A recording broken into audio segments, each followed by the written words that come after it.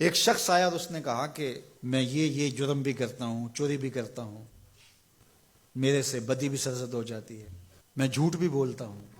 اس نے کہا میں سب چھوڑ نہیں سکتا۔ تو میرے آقا نے فرمایا کہ تو جھوٹ چھوڑ دے، میرے سے وعدہ کر کے تو نے جھوٹ نہیں بولنا۔ اس نے کہا ٹھیک ہے، اس چیز کا میں وعدہ کر لیتا ہوں۔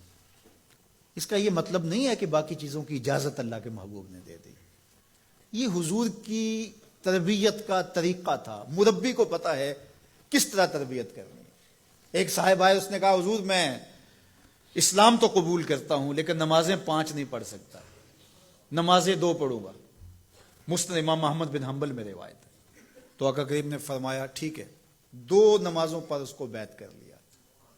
اس نے جب 2 پڑھی، اس نے کہا میں تو تہجد بھی پڑھوں گا۔ 2 نمازوں کا چسکا، 2 نمازوں کی لذت آئی تو اس نے کہا میں باقی 3 کیوں چھوڑوں۔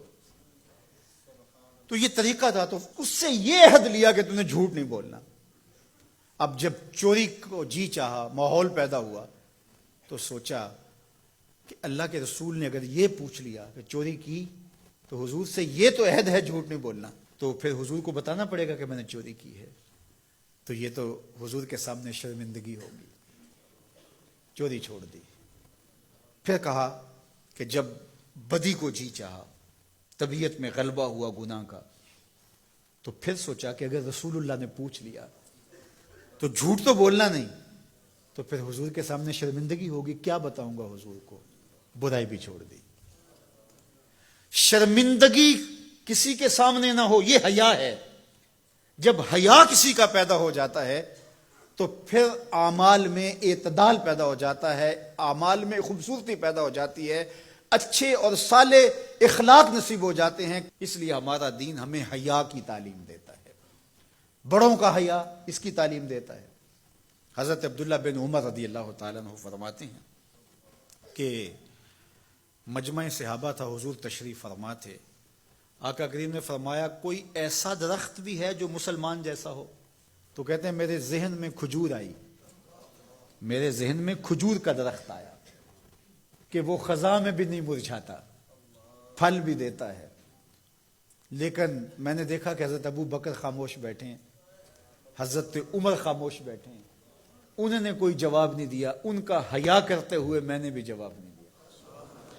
بعد میں حضور نے فرمایا کہ کھجور کا درخت ہے۔ کہتے ہیں میرے دل میں بھی یہی تھا اور میں بولنا چاہتا تھا، لیکن ان بڑوں کا حیا کرتے ہوئے، میں چھوٹی عمر کا تھا، میں نہیں بولا۔ یہ ہمیں بڑوں کا ادب، بڑوں کی تعظیم، بڑوں کی حیا کا سبق دیا گیا ہے، درس دیا گیا ہے، یہ ہمیں سکھایا گیا، یہ ہمیں بتایا گیا، یہ ہماری زندگی کا حصہ ہے۔ حتیٰ کہ حیا تو چھوٹوں سے بھی کیا جاتا ہے۔ بہت سارے ایسے کام ہیں چھوٹے بچوں کے سامنے جائز بھی ہوں تو ہم نہیں کرتے، کہ یہ بچوں کے سامنے کہنے کی بات نہیں ہے، یہ بچوں کے سامنے کرنے کا کام نہیں ہے۔ جائز امور بھی ماں باپ کے سامنے، بڑوں کے سامنے نہیں کیے جاتے، تو یہ آداب میں سے ہے۔ کسی کے سامنے جو ہے وہ اپنے ناک کو جھاڑنا، یہ حیا کے منافی ہے۔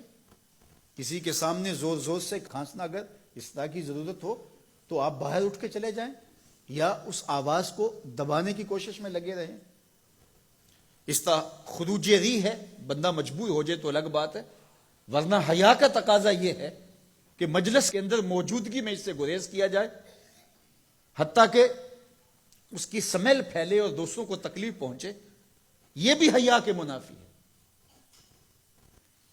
اللہ اکبر۔ تو یہ بات ذہن میں رکھیے گا کہ حیا ہمارا دین ہے اور ہمیں حیا اختیار کرنے کی تلقین کی گئی ہے۔